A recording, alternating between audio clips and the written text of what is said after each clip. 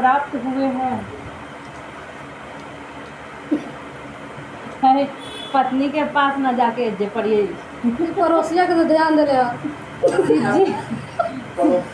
शिव जी बोले, हे देवी सुनो, मैं तुमको एक व्रत जो मेरा पड़ोसिया के चादर सब और छिपाने योग्य है, लेकिन तुम्हारे प्रेम के विषीभूत होकर मैं तुम्हें बतलाता हूँ। शिव जी ने कहा, भारतवर्ष में जैसे नक्षत्रों में चंद्रमा, ग्रहों में सूर्य, वर्णों में ब्राह्मण, देवताओं में विष्णु भगवान, नदियों में गंगा, पुराणों में महाभारत, वेदों में समवेद और इंद्रियों में मन श्रेष्ठ है। सब पुराणों और वेदों का सर्वस्वर जिस तरह कहा गया है, मैं तुम्हें एक प्राचीन व्रत बतलाता हूँ। एकमात्र मन से सुनो। जिस व्रत के प्रभाव से तुमने मेरा आधा आसन प्राप्त किया है, वह मैं तुमको बताऊंगा, क्योंकि तुम मेरी प्रियसी हो। भाद्रपद मास में हस्त नक्षत्र से युक्त शुक्ल पक्ष की तृतीया तिथि को उसका अनुष्ठान मात्र करने से स्त्रियां सब पापों से मुक्त हो जाती है। हे देवी, आज से बहुत दिनों पहले हिमालय पर्वत पर इस व्रत को किया था। यह वृत्तांतर मैं तुमसे कहूँगा। पार्वती जी ने पूछा, हे नाथ, मैंने क्यों यह व्रत किया था, यह सब आपके मुख से सुनना चाहती हूँ। शिव जी बोले, उत्तर की ओर एक बड़ा रमणीक और पर्वतों में श्रेष्ठ हिमावन नामक पर्वत है। उसके आसपास तरह तरह के भूमियाँ है, तरह तरह के वृक्ष उस पर लगे हुए हैं। नाना प्रकार के पक्षी और अनेक प्रकार के पशु उस पर निवास करते हैं। वहाँ पहुँचकर गंधर्वों के साथ बहुत से देवता, सिद्धचरण, परीक्षणगण सर्वदा प्रश्न मन से विचारते हैं। वहाँ पहुँचकर गोवर्धन आते हैं, अप्सराएं नाचती है। उस पर्वत राज से कितने ही शिखर ऐसे हैं कि जिसने स्फटिक, रत्न और वैडूर्य आदि की खानी भरी है। यह पर्वत ऊंचा तो इतना अधिक है कि मित्र के घर की तरह समझकर आकाश का स्पर्श किए जाता है। उसके समस्त शिखर सदैव हिम वर्ष से आच्छादित रहते हैं और गगन जल की ध्वनि सदा सुनाई देती रहती है। हे पार्वती, तुमने बाल्य कन्या में उसी पर्वत पर तपस्या की थी। 12 वर्ष तक तुम उल्टी टंकर केवल धुआं पीकर रही।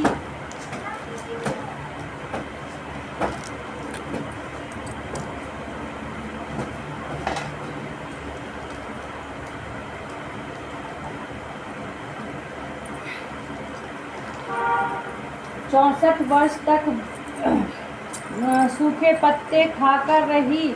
माघ मास में तुम जल में बैठती रहती और वैशाख की दोपहरिया में पंचनग तपती थी। श्रावण महीने में जल बरसात तो तुम भूखी प्यासी रहकर मैदान में बैठी रहती थी। तुम्हारे पिता इस तरह के कष्ट सहन को देखकर बड़े दुखी हुए। वे चिंता में पड़ गए कि मैं अपनी कन्या किसको दूँ। उसी समय नारद जी वहाँ आ पहुँचे। मुनि श्रेष्ठ नारद जी उस समय तुम्हें देखने गए थे। नारद जी को देखकर गिरि के अर्घ्य पाद आसन आदि देखकर उनकी पूजा की। हिमवान बोले, हे स्वामी, आप किसी लिए आए हैं? मेरे अहोभाग्य है, आपका आगमन मेरे लिए अच्छा है। नारद जी ने कहा, हे पार्वती जी, पर्वतराज सुनो, मैं भगवान विष्णु का भेजा हुआ आपके पास आया हूँ। आपको चाहिए कि यह योग्य कन्या रत्न किसी योग्य वर को दे। भगवान विष्णु के समान योग्य वर ब्रह्मा, इंद्र और शिव इनमें से कोई नहीं है। इसीलिए मैं यह कहूँगी कि आप अपनी कन्या भगवान विष्णु को दें। हिमवान ने कहा, भगवान विष्णु स्वयं मेरी कन्या ले रहे हैं और आप यह संदेश लेकर आए हैं तो मैं उन्हें अपनी कन्या दूंगा। हिमवान की इतनी बात सुनकर मुनिराज नारद आकाश में विलोप हो गए। वे पीताम्बर, शंख, चक्र और गदाधारी भगवान विष्णु के पास पहुँचे। वहाँ हाथ जोड़कर नारद जी ने भगवान विष्णु से कहा, हे देव सुनिए, मैंने आपका विवाह पक्का कर दिया। उधर हिमवान ने पार्वती से जाकर कहा, हे पुत्री, मैं तुम्हें भगवान विष्णु को दे डाली। तब पिता की बात सुनकर तुम बिना उत्तर दिए ही अपनी सखी के घर चली गई। वहीं जमीन पर पड़कर तुम बड़ी दुखी होती हुई विलाप करने लगी।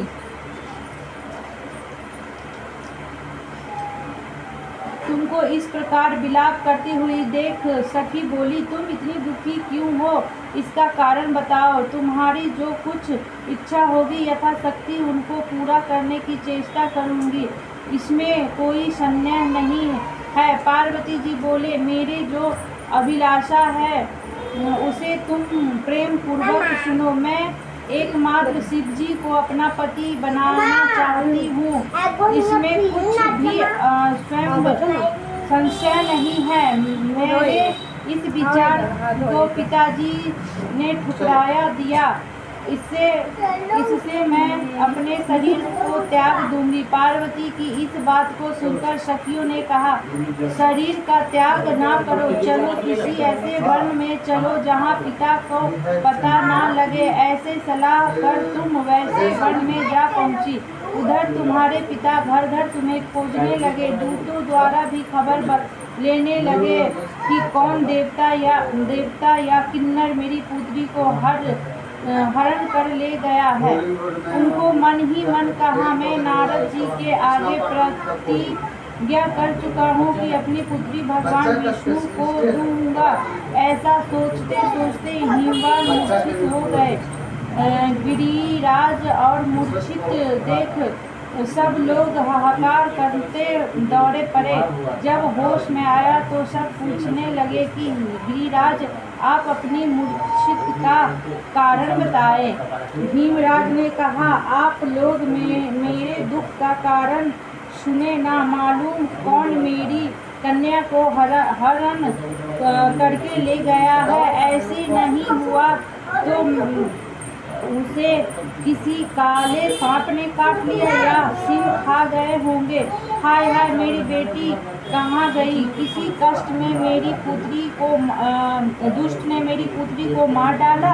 ऐसा कह के वे आयु के झोंके से कांपते हुए वृक्ष के सामने कांपने लगे। इसके बाद हिमवान तुम्हें बन बन खोजने लगे। वह बन भी सिंह भालू हिंसक जंतुओं से भरा भयानक हो रहा था। तुम भी अपनी सखियों के साथ उस भयानक वन में चलती चलती एक ऐसी जगह जा पहुँचे जहाँ एक नदी बह रही थी। उसके रमणीक तट पर एक बड़ी सी गंदरा थी। तुमने उसी गंदरा के आश्रम बना लिया और मेरी एक बालुकामयी प्रतिमा बनाकर अपनी सखियों के साथ निहार रहकर मेरी आराधना करने लगी।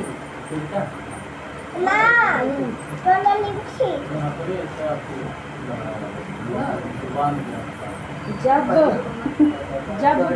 भाद्रपद शुक्ल पक्ष की हस्तयुक्त तृतीया तिथि प्राप्त हुई तब तुमने मेरा विधिवत पूजन किया और रात भर जाकर गीत वादी से मुझे प्रसन्न करने में बिताया। उस व्रत राज की प्रभाव से मेरा आसन डगमगा उठा, जिसमें मैं काल उस स्थान पर जा पहुंचा जहाँ पर तुम अपनी सखियों के साथ रहती थी।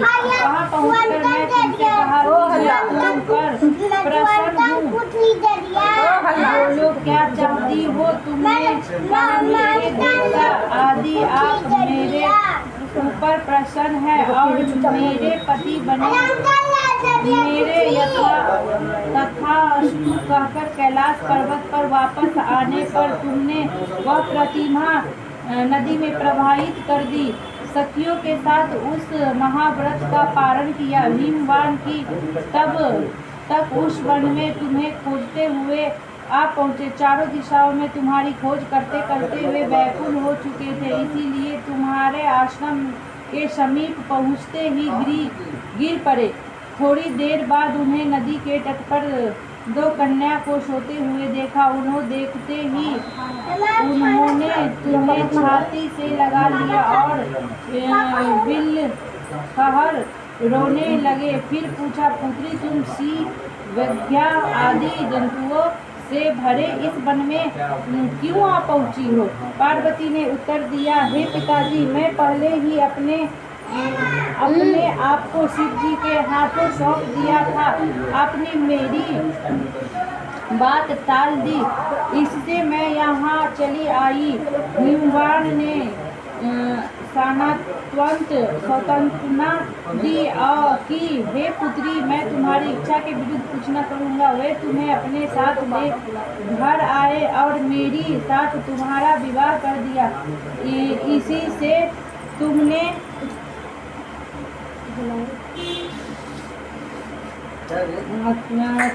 मेरा अर्धासन पाया है। तब से आज तक किसी के सामने मुझे यह व्रत प्रकट करने का अवसर नहीं प्राप्त हुआ।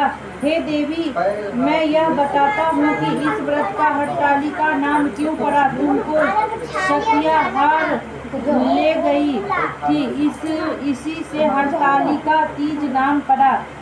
पार्वती जी ने कहा, हे प्रभु, आपने नाम तो बता दिया, इसी विधि भी बताए, इसका क्या पुण्य है, क्या फल है, यह व्रत कौन करे? श्री शिव जी पार्वती जी से कहते हैं, हे देवी, मैं समस्त स्त्री जात की भलाई के लिए उत्तम व्रत बतलाया है। जो स्त्री अपने सौभाग्य की रक्षा करना चाहती है, वह यत्न पूर्वक इस व्रत को करे। केले के खंभे आदि से सुशोभित कर सुंदर मंडप बनावे। इसके रंग बिरंगे के रेशमी कपड़ों से चांदोवा लगाकर चंदन आदि सुगंधित द्रव्यों से यह मंडप लिपवावे। फिर शंख, भेरी, मृदंग आदि बाजे बजाते हुए बहुत से लोग एकत्रित होकर तरह तरह के मंगलचार करते हुए उस मंडप में पार्वती तथा शिव जी की प्रतिमा स्थापित करे। उस रोज दिन भर उपवास कर बहुत से सुगंधित फूल, सुगंधित और मनोहर धूप, नाना प्रकार के नैवेद्य आदि एकत्र कर मेरी पूजा करे और रात भर जागरण करे। ऊपर जो जो वस्तुएं गिनाई गई है उनके अतिरिक्त नारियल, सुपारी, जंबीरी, नींबू, लौंग, अनार, नारंगी आदि जो जो फल प्राप्त हो सके उन्हें इकट्ठा कर ले। उस ऋतु में जो फल तथा फूल मिल सके विशेष रूप से रखे। इसके बाद धूप दीपादि से पूजन का प्रार्थना करे। हे शिव जी, शिव रूपिणी, हे मंगले, सब अर्थों से देने वाली हे देवी, हे शिव रूपी, आपको नमस्कार है। हे शिव रूपी, आपको सदा के लिए ही नमस्कार है। हे ब्रह्म रूपी, आपको नमस्कार है। हे जगधात्री, आपको नमस्कार है। हे शिव वाहिनी, संसार के भय से भयभीत मुझे दीन की रक्षा करे। इस कामना की पूर्ति के लिए मैं आपकी पूजा की है। हे पार्वती, मुझे राज्य और सौभाग्य दे, मुझ पर प्रसन्न होवे। इन्हीं मंत्रों से पार्वती तथा शिव जी को पूजा करे। तदनंतर विधि पूर्वक कथा सुने और ब्राह्मण को वस्त्र, गौ, स्वर्ण आदि देवे। इस तरह एकचित्त होकर स्त्री पुरुष दोनों एक साथ पूजन करे। फिर वस्त्र आदि जो कुछ हो उसे संकल्प करे। हे देवी, जो स्त्री इस प्रकार पूजन करती है सब पापों से छूट जाती है और उसे 7 जन्म तक सुख तथा सौभाग्य प्राप्त होती है। जो स्त्री तृतीया तिथि का व्रत ना कर अन्न भक्षण करती है वह 7 जन्म तक विधवा रहती है और उनको बार बार विधवा होना पड़ता है। वह सदा दरिद्र, पुत्र शोक से शोकाकुल, स्वभाव की लड़ाकी, सदा दुख भोगने वाली होती है और उपवास न करने वाली स्त्री अंत में घोर नरक में जाती है। मांसाहार करने से बाघनी, दही खाने से बिल्ली, मिठाई खाने से चींटी और जो कुछ खाने से मक्खी होती है।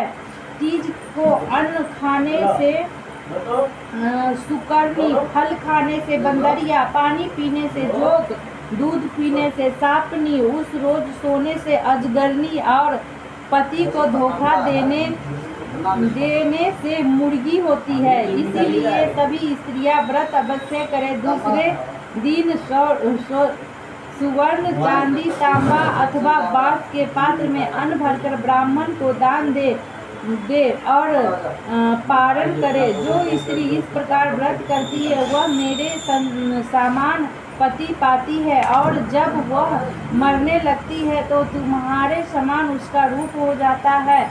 उसे सब प्रकार के संसारिक भोग और सजुगित मुक्ति मिल जाती है।